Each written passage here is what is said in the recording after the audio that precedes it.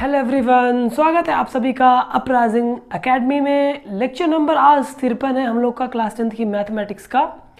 पिछले लेक्चर में हम लोगों ने सीखा था कि किसी भी समांतर श्रेणी के n पदों का जो जोड़ है, जो योगफल है, हम लोग कैसे फाइंड करते हैं। और उस योगफल को फाइंड करने के हम लोगों ने दो फॉर्मूले डिराइव किए थे।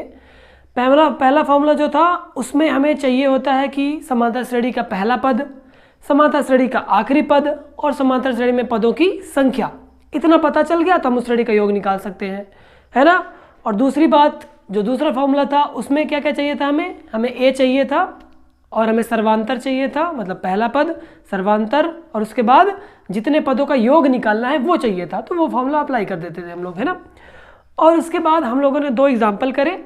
आज का लेक्चर जो है वो भी कई सारे एग्जाम्पल से ही होने वाला है, क्योंकि ये जो आपका टॉपिक है समांतर श्रेणी, इसमें एग्जाम्पल्स बहुत सारे हैं। और जितना ज़्यादा आप लोग प्रैक्टिस करेंगे, जितने अच्छे अच्छे क्वेश्चंस करेंगे, उतना ज़्यादा आपका कॉन्सेप्ट मजबूत होगा। तो पहले मैं उन दो क्या बोलते हैं फॉर्मूलाज को लिख देता हूँ यहाँ पे, जो फॉर्मूले थे निकालने के। एक था Sn बराबर n/2 a+l, है ना। n पदों की संख्या, a प्रथम पद और l अंतिम पद। और दूसरा क्या था, Sn बराबर, ये भी था n/2 से स्टार्ट था, n/2 2 times a plus n-1 into D. ये दो फॉर्मूले हैं, इन्हीं दो फॉर्मूले पे सारा हमारा जो सम है वो टिका हुआ है। और एक चीज़ मैंने आपको बताई थी कि Sn-1 ये जो होता है वो nवा पद दे देता है। अगर हम n पदों के सम से n-1 पदों का जो जोड़ है वो घटा दें तो हमें nवा पद मिल जाएगा। इतनी बात आपको ध्यान रखनी है।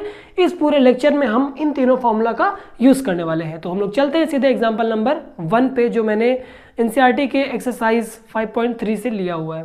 क्वेश्चन नंबर 6 क्या कहता है, किसी AP के प्रथम और अंतिम पद क्रमशः 17 और 350 है। A और L दे दिया गया है और सर्वांतर भी दिया गया है D। तो इसमें पूछ रहा है कितने पद हैं और इनका योग क्या है। हमें Sn पूछ रहा है और n पूछ रहा है, दो चीज़ें अपने को निकालनी है। Okay, solution. सबसे पहले क्या क्या दिया हुआ है, A बराबर 17, L बराबर 350, है ना, और D बराबर है 9। ओके, अंतिम पद 350 है। अंतिम पद को हम अगर an के बराबर रख दें तो हमें n की वैल्यू पता चल जाएगी, क्योंकि a और d पहले से दिया हुआ है ना। तो अंतिम पद बराबर an, जो कि an से दिखाया जाता है, 350 के बराबर है। तो an की जगह हम लोग रख दें a plus n-1 into D. ये 350 की इक्वल हो जाएगा। a की वैल्यू है 17, n हमने को निकालना है अपने को, d है 9 बराबर 350। n-1 ऐसे ही रहेगा, 17 उधर जाएगा तो माइनस में हो जाएगा, 350 माइनस 17, और 9 इधर मल्टीप्लिकेशन में है तो इधर डिवाइड में हो जाएगा। So n-1 will be equal to 350 में से 17 घटाओगे 333 और बटे में 9 से कर सकते क्या इसको, बिल्कुल कर सकते हैं। 9 1 9, 9 3 27 और 9 7 63। तो यहाँ पे n बराबर 38 आ गया। मतलब कि इस AP में टोटल पदों की संख्या कितनी है, 38। अतः AP में कुल 38 पद हैं। पहली बात पता चल गई। अब हमको निकालना है इन 38 पद का योग क्या होगा, है ना। तो इधर करता हूं मैं,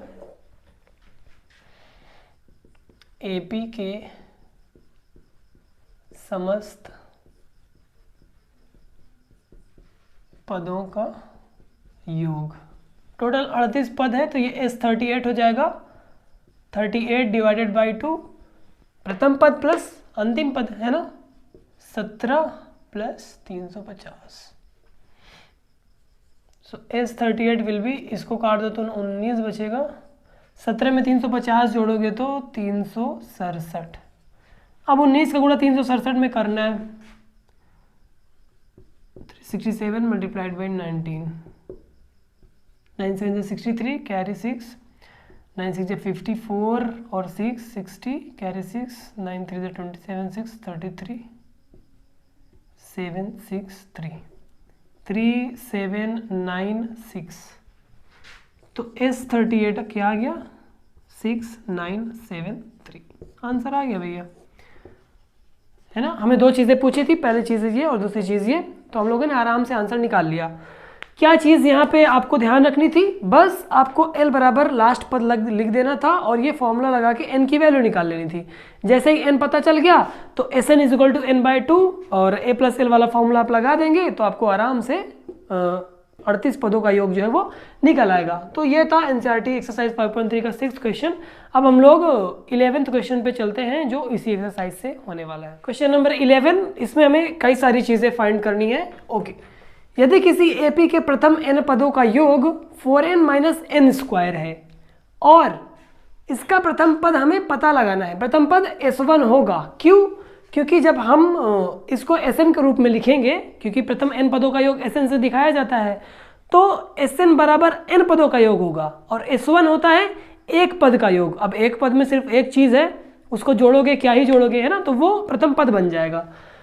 प्रथम दो पदों का योग क्या है ये पता लगाना है, दूसरा पद क्या है ये पता लगाना है, तीसरा पद, 10वां पद और nवां पद हमको ज्ञात करना है। तो इस क्वेश्चन में काफ़ी कैलकुलेशन करनी है, देखते हैं हम लोग कैसे इससे निपटा जाए। ओके, हमें क्या दिया हुआ है, सबसे पहले Sn 4n minus n square, ये अपने को दिया हुआ है। अब हमें प्रथम पद ज्ञात करना है, प्रथम पद अपना S1 ही हो जाएगा, है ना। n की जगह हम लोग 1 रख रहे हैं, यहाँ पे 1 हो जाएगा, यहाँ पे n की जगह 1 रखोगे तो 4 बचेगा, यहाँ पे n की जगह 1 रखोगे तो 1 बचेगा। 4 माइनस 1 3, प्रथम पद अपना क्या आ गया 3। इसके बाद क्या पता लगाना है, प्रथम दो पदों का योग, प्रथम दो पदों का योग निकालने के लिए इसमें हम लोग क्या रख देंगे, इसको मैं A1 से लिख दूं क्योंकि A1 अपना प्रथम पद हुआ करता है हमेशा। n बराबर 2 लिख दूं तो ये प्रथम दो पदों का योग निकल आएगा, है ना। प्रथम दो पदों का योग, n बराबर यहाँ पे 2 रखना पड़ेगा। S2 बराबर 4 मल्टीप्लाइड बाई 2 माइनस 2 का square, that means 4 2 8, 8 minus 4 will be 4। S2 क्या आ गया 4, ये अपनी दूसरी चीज़ निकल आई। इसके बाद क्या पूछ रहा है, दूसरा पद क्या है। अब आपको वो फॉर्मूला याद करना होगा, Sn माइनस 1 क्या आता है, An आता है ना।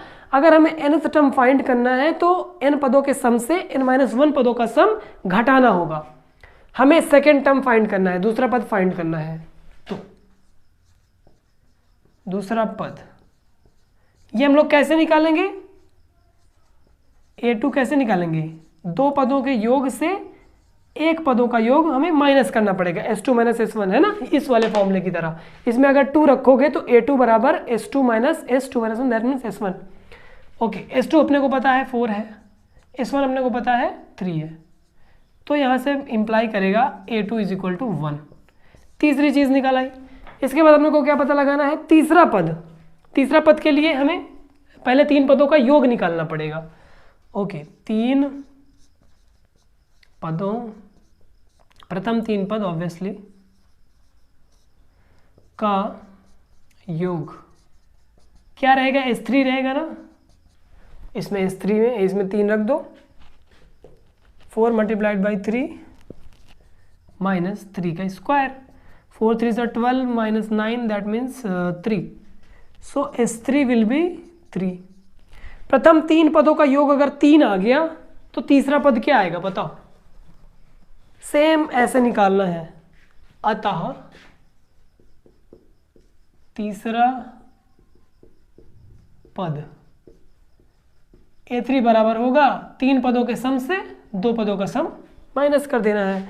तो S3 3 है और S2 क्या है 4, 3 माइनस 4 दैट मीन्स माइनस का 1। तो तीसरा पद क्या आ गया, माइनस का 1। और क्या पूछ रहा है, 10वां पद निकालना है। तो 10वां पद निकालने के लिए हम पहले 10 पदों का योग निकालेंगे, फिर 9 पदों का योग निकालेंगे, फिर 10 पदों के योग से 9 पदों का योग घटा देंगे तो 10वां पद आ जाएगा, है ना। ओके, 10वां पद A10 से हम लोग रिप्रेजेंट करेंगे। ये किसके बराबर होगा? S10 माइनस S9 के। S10 निकालने के लिए इस समीकरण में n बराबर 10 रख देंगे। देखो यहाँ पे 10 रखो, 4 मल्टीप्लाइड बाई 10 माइनस 10 का स्क्वायर, और इससे क्या माइनस करना है? इस समीकरण में n बराबर 9 रख के, सो 4 मल्टीप्लाइड बाई 9 माइनस 9 स्क्वायर। तो ये 4 10 = 40 माइनस 100 माइनस 4 9 = 36 माइनस 9 9 = 81, कि क्या आ जाएगा? माइनस का 60, और ये माइनस माइनस प्लस का हो जाएगा। 11 में से 6 गए 5, बचा 7, 7 में से 3 गए 4, माइनस 60 प्लस का 45। अगर आप इनको घटाओगे दोनों को तो आ जाएगा 15, वो भी माइनस का 15। तो 10वां पद क्या आ गया? माइनस का 15। इसके बाद क्या पूछ रहा है? nवां पद क्या होगा? अब nवां पद ज्ञात करने के लिए वही फॉर्मूला अभी जो मैंने लिखा था बोर्ड पे, जो जस्ट मिटा दिया, वही फॉर्मूला यूज होगा। nवां पद कैसे निकालेंगे? an will be equal to Sn minus Sn minus 1। Sn अपने को पता है 4n माइनस n स्क्वायर होता है, वो लिखा हुआ है। और Sn माइनस 1 क्या होगा? n की जगह हम लोग n माइनस 1 पुट कर देंगे। ये बन गया भैया फॉर्मूला। ओके, अब हम लोग क्या करेंगे? इस 4 को अंदर मल्टीप्लाई कर देंगे, इस स्क्वायर को तोड़ देंगे, तो कुछ पद कैंसिल हो जाएंगे और जो बचेगा वो आंसर आ जाएगा। सो 4n minus n square, minus को भी ऐसे ही लिखा रहने दो। 4 का मल्टीप्लाई n में होगा तो 4n, माइनस 4 का मल्टीप्लाई बाई माइनस 1 में होगा तो 4। ओके, माइनस इस स्क्वायर को ओपन करो तो n स्क्वायर, यहाँ पे ब्रैकेट लगा दूँ, n स्क्वायर माइनस का 2n प्लस का 1। ओके, कहीं और लिखना पड़ेगा क्या? चलो यही लिखे, यहाँ लिख दे रहा हूँ, इतने में आ जाएगा I guess. So an will be 4n minus n square. अब इस माइनस को अंदर, पहले इस माइनस को अंदर मल्टीप्लाई करेंगे, फिर इस माइनस को अंदर मल्टीप्लाई करेंगे। तो ये माइनस अंदर मल्टीप्लाई होगा तो इसको प्लस बना देगा, इसको माइनस बना देगा, देखो इसको माइनस बना देगा, इसको प्लस बना देगा, इसको भी प्लस बना देगा। तो अपने पास रिजल्ट क्या आएगा? माइनस 4n प्लस का 4 और प्लस का बाकी ये ब्रैकेट वाली चीज़, n square minus 2n and plus का 1। सो 4n 4n will be cancel out, n square minus n square will be cancel out. 4 में 1 जुड़ जाएगा तो 5 हो जाएगा और माइनस का 2n, है ना? यही दो टर्म अपने पास बचे हैं, 3 term. So an will B 5 minus 2n। अगर हम एक काम करते, nवां पद पहले ही निकाल लेते, हम Sn माइनस 1 से nवां पद पहले ही निकाल लेते, तो हमें तीसरा पद, दूसरा पद निकालने के लिए और 10वां पद निकालने के लिए ये मेहनत ही ना करनी पड़ती। हम लोग क्या करते, हमें an पता चल गया था, अब n बराबर 1 निकालते तो पहला पद आ जाता, n बराबर 2 निकालते तो दूसरा पद आ जाता, है ना? n बराबर 2 रखते तो a2 बराबर 1 आ जाता, 2 2 = 4 और 5 में से 4 जाते तो 1 आ जाता। n बराबर 3 रखते तो 3 2 = 6, 5 माइनस 6 इक्वल माइनस 1, ये आ जाता। 10वां पद निकालना था तो n बराबर 10 रख देते तो 5 माइनस 20 हो जाता, माइनस का 15 आ जाता, 10वां पद निकाला था, है ना? तो आप लोग को मतलब 2 तरीके पता चल गए। आप चाहे शॉर्टकट अप्लाई करके क्वेश्चन को कर सकते हैं, या आप एक क्रम से क्वेश्चन को करें और अंत में यहाँ तक पहुँच जाए, है ना? वो आपकी मर्जी है। खैर, so this was all about this question. ये अब सॉल्व हो चुका है कंप्लीटली। अब मैं आपको कुछ ऐसे क्वेश्चन पे ले जाना चाहता हूँ जिनमें नंबर्स नहीं रहेंगे, अल्फ़ाबेट्स रहेंगे, है ना? जिस बंदे ने मैथ्स में अल्फ़ाबेट लगाए होंगे ना, बहुत उसको लोग कोसते होंगे, क्योंकि जहाँ पे भी अल्फ़ाबेट आते हैं वहाँ पे कॉम्प्लेक्सिटी बढ़ जाती है क्वेश्चन की। तो मूव ऑन करते हैं हम लोग अगले क्वेश्चन पे, जो मधुर गुप्ता से होने वाला है। तो देखते हैं हम लोग क्या क्वेश्चन। ओके, नेक्स्ट क्वेश्चन जो अपना है वो कुछ इस तरह से है। एक एपी दी हुई है, इस एपी में जो पीवां पद है, पीथ टर्म है, वो एक्स की इक्वल है और जो क्यूवां पद है वो वाई की इक्वल है। तो हमें इस एपी के प्रथम p प्लस क्यू पदों का जो योग है वो इसके बराबर दिखाना है। देखने में ये बड़ा भयंकर लग रहा है, चलो सॉल्व करना अपनी जिम्मेदारी है और हम लोग इसको बड़ी आसानी से सॉल्व करेंगे। सॉल्यूशन, हम लोग सबसे पहले एपी के बारे में 2 बातें कंसीडर करेंगे, प्रथम पद और सर्वांतर। माना AP में प्रथम पद बराबर A, इसको डिवाइड कर दें यार, तथा सर्वांतर बराबर D। इतना हम लोगों ने कंसीडर कर लिया। अब क्वेश्चन में क्या दिया हुआ है, पीवा पद क्यों है ना, प्रश्नानुसार।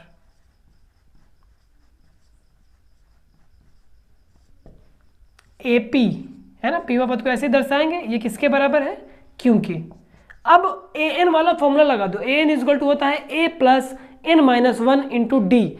यहाँ पे n बराबर क्या है, p, so a plus n की जगह हम लोग p रख देंगे, p-1 into d equals q। Equation number it is 1, q लिख रहा हूँ मैं, ये पीवा पद x के इक्वल है। Okay, sorry about that. इसी तरह अगर हम लोग क्यू पद y की इक्वल ले ले तो, तथा ए क्यू इक्वल्स वाई, तो ये इंप्लाई करेगा a plus q-1 into d equal to Y.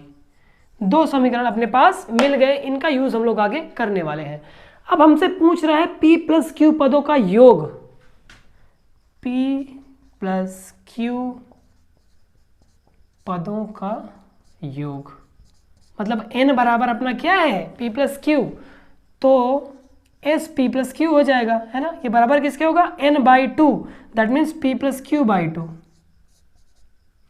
और 2a plus n-1 into D, 2a plus n-1, n है p प्लस क्यू, तो p plus Q -1 into D, ये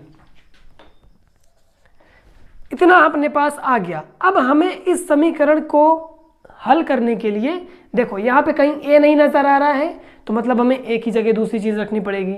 यहाँ पे कहीं d नहीं नज़र आ रहा है, तो मतलब हमें d को भी हटाना पड़ेगा। अब इस a और इस d का मान हम लोग निकालेंगे कहाँ से, इन दोनों समीकरण से, है ना। तो इसको मैं ऐसे ही लिखा रहने दूँ थोड़ी देर के लिए, और हम लोग चलते हैं वापस से इन दोनों समीकरण पे। देखो ये पहला समीकरण है, ये दूसरा समीकरण है।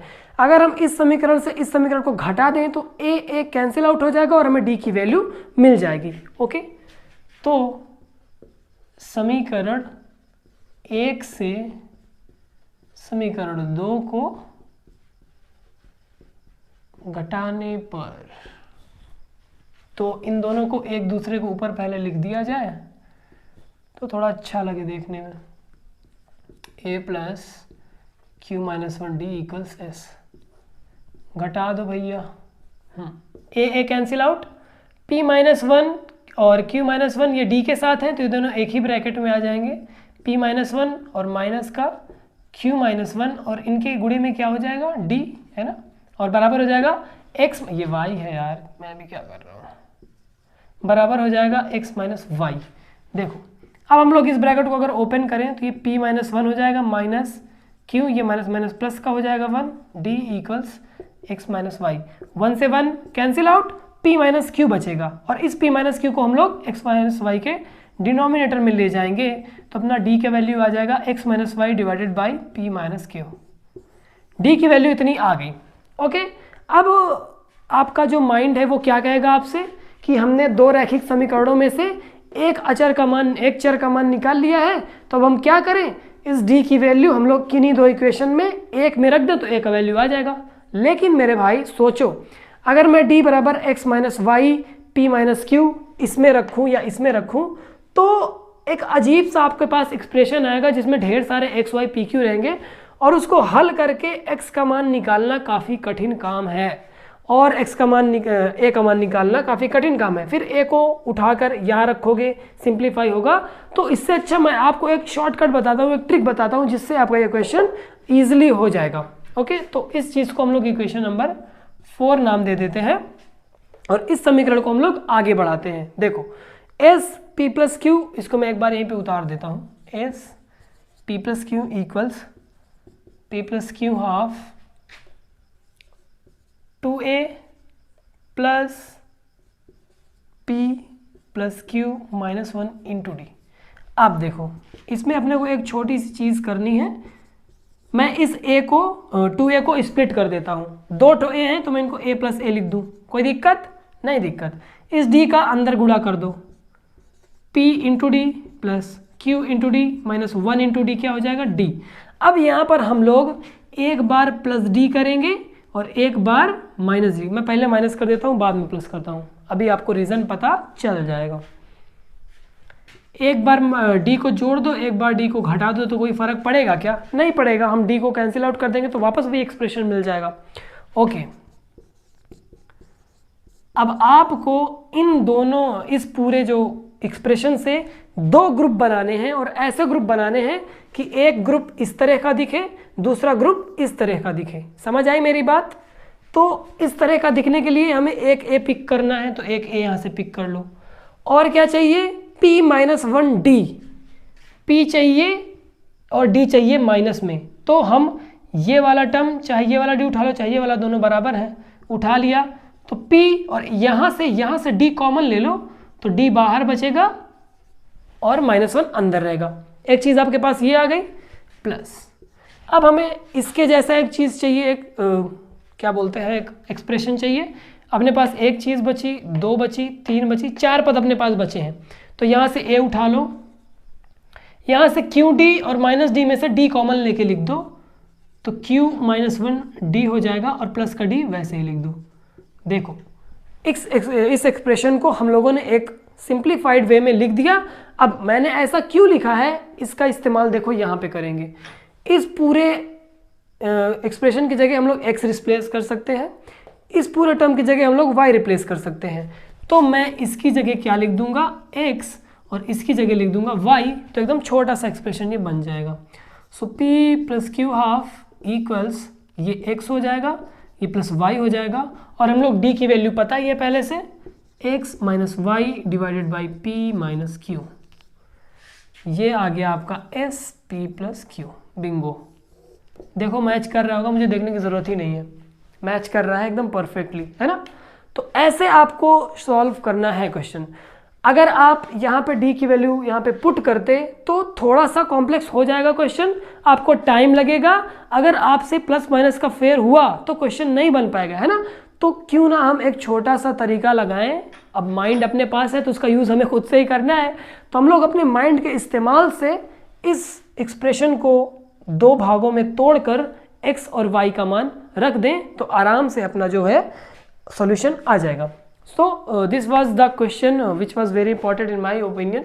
तो अब हम लोग चलते हैं अगले क्वेश्चन पे जो इससे भी बढ़कर है, लेकिन उसमें हम लोग अल्फ़ाबेट्स की जगह नंबर्स की बात करने वाले हैं। ओके, चलते हैं एग्जाम्पल नंबर 2 पर। ओके, एग्जाम्पल नंबर 2 आप लोगों के सामने है। एग्जाम्पल कुछ इस तरह से है, 1 से 500 तक के उन पूर्णांकों का योगफल ज्ञात करना है जो 2 या 5 के गुणक हैं। गुणक को हम लोग बोलते हैं मल्टीपल्स। मैं इस क्वेश्चन में मल्टीपल्स का ही यूज़ करने वाला हूँ, गुणक मेरे लिए टफ लग रहा है। ओके, हमें इस बार देखो, अभी तक जब हमने पढ़ा था कि फला नंबर से फला नंबर के बीच विषम संख्याओं या सम संख्याओं का योग ज्ञात करना था, तो हम लोग बीच में देखते थे, बॉर्डर के नंबर्स को नहीं लेते थे। यहाँ पे तक शब्द का यूज हुआ है, तो मतलब हमें बॉर्डर के नंबर्स भी कंसीडर करने हैं। ओके, तो 2 या 5 से जो डिवाइड हो रहे हैं नंबर, हमें उनका योग निकालना है। जब भी आपको इस तरह का क्वेश्चन है तो क्या करना है मैं आपको बता दूं। पहले आप 2 से डिवाइड होने वाले नंबर निकालिए, फिर जो दूसरा नंबर है 5, इससे डिवाइड होने वाले नंबर निकालिए, फिर आप 2 से डिवाइड होने वाले नंबर्स का योग और 5 से डिवाइड होने वाले नंबर्स का योग करके इन दोनों का जो एलसीएम है, 2 और 5 का एलसीएम 10 आ रहा है ना, तो इन दोनों का जो एलसीएम है, इस एलसीएम वाले नंबर से डिवाइड होने वाले नंबर्स का योग घटाना पड़ेगा। कैसे? देखो, मान लो 2 से जो डिवाइड हो रहे हैं नंबर वो x आए, और 5 से जो डिवाइड हो रहे हैं नंबर उनका योग y आया, और जो इनके एलसीएम यानी 10 से डिवाइड हो रहे हैं नंबर उनका योग आ रहा है x। तो आपको 2 और 5 वालों को जोड़ के 10 वाले को घटाना पड़ेगा। क्यों घटाना पड़ेगा? क्योंकि 2 के पहाड़े में भी वो सारे नंबर आएंगे जो 10 से डिवाइड हो रहे हैं, और 5 के पहाड़े में भी वो सारे नंबर आएंगे जो 10 से डिवाइड हो रहे हैं। तो मतलब जब आप 2 का टेबल पढ़ रहे हो तो 10 भी आ गया, 15 भी आ गया, 10 भी आ गया, 20 भी आ गया, 30 भी आ गया, और जब आप 5 का टेबल पढ़ रहे हो तो उसमें भी 10, 20, 30 आ जाएगा। तो ये 10, 20, 30 रिपीट हो जाएगा ना, 2 बार हो जाएगा योग करने पे, तो एक बार आपको घटाना पड़ेगा ताकि बैलेंस बना रहे। ओके, तो ये था ओवरव्यू। अब मैं क्वेश्चन को करता हूं सॉल्यूशन। सबसे पहले हमें 2 के लिए करना है, तो 1 से 500 तक 2 के मल्टीपल्स, मैं मल्टीपल्स ही लिख रहा हूं, का योग, ये निकालना है। योग निकालने के लिए पहले हम इनकी एपी बना लें, मल्टीपल्स की एपी 2 से शुरू होगी क्योंकि 1 तो 2 से डिवाइड नहीं हो रहा है। 2, फिर उसका अगला पद क्या आएगा 4, फिर 6, फिर 8, ऐसे चलते चला जाएगा कहाँ तक 500 तक। ओके, तो इस श्रेणी में देखो प्रथम पद क्या है 2, सर्वांतर क्या आएगा 2 2 की वृद्धि हो रही है ना, तो सर्वांतर 2 आ गया, और अंतिम पद क्या आ गया 500। अब हमें n निकालना है, क्योंकि अगर पदों का योग निकालना है तो n सबसे जरूरी चीज है। ओके, an बराबर l होता है, आपको पता है ये 500 के इक्वल है। So this will imply a plus n minus 1 into d equals 500। a की वैल्यू 2 है, n माइनस 1, डी की वैल्यू भी 2 है, इक्वल्स 500। ओके, तो n minus 1 will be equal to 500 में से 2 चले जाएगा तो 200, 498 है ना, 498, और ये 2 बटे में आ जाएगा। तो n बराबर आ जाएगा 2 2 ज़ा 4, 2 5 ज़ा 8, 2 4 ज़ा 8, और 2 9 ज़ा 18, और ये माइनस वाले इधर के प्लस 1, मतलब 250। n बराबर 250। ये तो आप लोग को क्वेश्चन देख के ही पता चल गया होगा ना। 1 से लेकर 500 तक की जो भी संख्याएं 2 से डिवाइड होंगी वो सम संख्याएं होंगी, और सम संख्याएं कि नहीं 2 नंबर्स के बीच में, उसमें जितने नंबर हैं उनका आधा होता है। 1 से लेकर 500 तक में टोटल 500 संख्याएं हैं, तो 500 संख्याओं का आधा करोगे तो 250 आ जाएगा। तो n बराबर 250 आ गया क्या, total number of elements in this AP. अब हम लोग को इन 250 नंबर्स का सम निकालना है ना। अतः S250 is equal to n/2, मतलब 250 डिवाइडेड बाई 2, और a प्लस l प्रथम पद और अंतिम पद, तो 2 प्लस 500, तो ये हो जाएगा इक्वल, ये 250 को आधा कर दोगे तो नहीं करते इसको आधा, इसको ऐसे लिख लेते हैं, डिवाइडेड बाई 2 मल्टीप्लाइड बाई 502 हो जाएगा ना ये। अब 2 से इसको डिवाइड कर दो, 2 2 ज़ा 4, 1 2 5 ज़ा 10, 2 1 ज़ा 2, 251 और 250, ये 2 नंबर्स हैं, 250 मल्टीप्लाइड बाई 251। अब हमें इन दोनों का गुणा करना है, तो गुणा मैं कोने में कर देता हूँ। वैसे अगर 2 नंबर एक दूसरे के कॉन्करेंट है तो इनका मल्टीप्लिकेशन की एक ट्रिक होती है जो मैं आपको बताऊंगा फिर किसी दिन। ओके, तो 251 में हम लोगों को 250 का मल्टीप्लाई करना है, 0 0 0, एक 0 लास्ट में लग जाएगा, 5 1 ज़ा 5, 5 5 ज़ा 25, 5 2 ज़ा 10, 2 1 ज़ा 2, 2 5 ज़ा 10, 2 2 ज़ा 4, 0 5 7 2 6, 6 2 7 5 0, 6 2 7 5 0, ये हो जाएगा S250। आप लोगों को 1 से लेके 500 तक के बीच 2 के मल्टीपल्स का सम मिल गया। अब हम लोग को 5 के मल्टीपल्स का सम ढूंढना है। ओके, मैं ये लाइन को थोड़ा और इधर कर दूं ताकि 3 डिवीजन हो जाए इस बोर्ड के। ओके, अब 1 से 500 तक 5 के मल्टीपल्स की एपी क्या आएगी, 5 से शुरू होगी, फिर इसमें 5 का टेबल पढ़ दो तो 10 आएगा, फिर 15 आएगा, और इसे 20 आएगा, बढ़ते चले जाएगा, कहाँ तक पहुँचेगा 500 तक। ओके, अब हमें ए पता चल गया, यहाँ पे 5 है, डी पता चल गया, यहाँ पे वो भी 5 है, और लास्ट टर्म क्या है an 500 है ना, डी 5 है ना, 10 में से 5 गया 5, 15 में से 10 गया 5। ओके, अब हमें यहाँ पे भी n की वैल्यू निकालनी पड़ेगी। So a plus n minus 1 into d is equal to a n, है ना। तो ये हो जाएगा, उधर चला जाएगा तो 495 और डिवाइडेड बाई 5 हो जाएगा n-1। अब ये मल्टीप्लिकेशन, ये कैलकुलेशन आपके लिए सब बार बार आ रहा है आपके सामने, तो रट जाएगा। सो n विल बी 5 9 जा 45, 5 9 जा 45, 100, 99 में 1 जुड़ जाएगा, 100 हो गया। n बराबर 100 आ गया, तो इस 100 क्या मिल जाएगा आपको, 100/2 a प्लस एल, a है 5, l है 500, 100 डिवाइडेड बाई 2 मल्टीप्लाइड बाई 500 में 5 जुड़ेगा तो 505 हो जाएगा। इस 2 से इसको आधा कर दो तो ये 50 हो गया, ये 505 हो गया। मल्टीप्लाई करो, 0 लास्ट में एक बढ़ जाएगा, 5 5 ज़ा 25, कैरी 2, 5 0 0 2, 5 5 ज़ा 25, तो ये आ गया S 100, 25 250 ये आ गया। अब इसी तरह हम लोग 10 का निकालेंगे, तो पहले हम लोग एलसीएम निकाल लेते हैं। पुनः 2 तथा 5 का एलसीएम कितना आएगा, 10 आएगा, सबको पता है। अब हमें 10 के गुणक निकालने हैं, तो 1 से 500 तक 10 के मल्टीपल्स की एपी 10 से शुरू होगी और 10 10 का डिफरेंस रहेगा, ऐसे चलती चली जाएगी कहाँ तक, 500 तक, है ना। ओके, इसमें देखो प्रथम पद क्या आ गया 10 और सर्वांतर क्या आ गया 10 और लास्ट पद क्या आ गया 500। तो लास्ट पद वाला फॉर्मूला फिर से यहाँ पे लगा दो, a plus n-1 into D, और d अपना 10 है।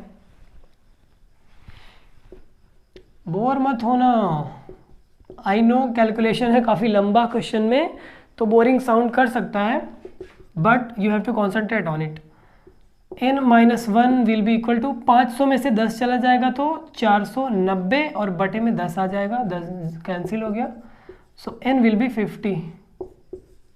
तो यहाँ से S50 अपने को मिल जाएगा 50 डिवाइडेड बाई 2 और a प्लस एल, ये 25 हो गया, 500 में 10 जोड़ोगे तो 510, गुणा कर दो, 25 0 0, 25 1 ज़ा 25, कैरी 2, 25 5 ज़ा 125 और कैरी 2 जोड़ोगे तो 127।